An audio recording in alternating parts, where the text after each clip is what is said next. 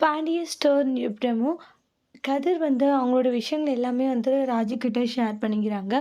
ராஜு இருந்துட்டு, "நீ தான் நகைய திருடிட்டன்ட்டு என் வீட்டு ஆளுங்க கிட்ட நீ ரொம்பவே கஷ்டப்பட்ட கதிர். அத நினைக்கும்போது இப்ப வரைக்கும் எனக்கு மனசுக்கு ரொம்ப சங்கடமா தான் இருக்குன்றாங்க. இங்க பார் அதெல்லாம் ஒண்ணும் இல்ல சரியா? நீ ஏன் மனச போட்டு குழப்பி இந்த அளவுக்கு நீ ஃபீல் பண்ணிட்டு இருக்கன்றாங்க. அதெல்லாம் ஒண்ணும் இல்ல. நீ கவலைப்படாத" அப்படின்ட்டுலாம் சொல்லிட்டு சமாதானப்படுத்திட்டு இருக்காங்க. அதுக்கப்புறமா சரி ஏதோ பாதி நகையாச்சும் கிடைச்சிச்சுன்னு சொல்லிட்டு சந்தோஷப்படலான்றாங்க. ஏன்னா, இனி எப்படியாச்சும் இன்னும் இருக்கிற அந்த நகைய கண்டுபிடிச்சு குடுத்துடுவாங்க. பெருசா இத பத்தி நம்ம கவலைப்பட வேண்டாம். சரி வா வீட்டுக்கு போலான்னு சொல்லிட்டு போறாங்க. அப்புறம் முதல் நாள் வேலை செஞ்சுட்டு வராங்க. செஞ்சுட்டு வந்ததுமே செந்தில் முதல் நாள் வேலை எப்படி இருந்ததுன்றாங்க. அம்மா முதல் நாள் அவ்வளோ கஷ்டம் எதுவும் இல்லம்மா. நார்மலா தான் இருந்துச்சுன்றாங்க. ரொம்ப கஷ்டம்னு சொல்ல முடியாதுன்றாங்க. உடனே பாண்டியன் பார்த்துக்கிட்டே இருப்பாங்க. இந்த இடத்துல பாண்டியன் பேசுவாங்கன்ட்டு செந்திலுமே எதிர்பார்க்குறாங்க. அடுத்து வரக்கூடிய ப்ரோமோல என்ன பிரச்சனை வரப்போகுது? எப்படி இத சமாளிக்க போறாங்கன்ட்டு அடுத்து வரக்கூடிய ப்ரோமோல வெயிட் பண்ணி பார்க்கலாம். இந்த வீடியோ பிடிச்சிருந்தா லைக் பண்ணுங்க, கமெண்ட் பண்ணுங்க, ஷேர் பண்ணுங்க.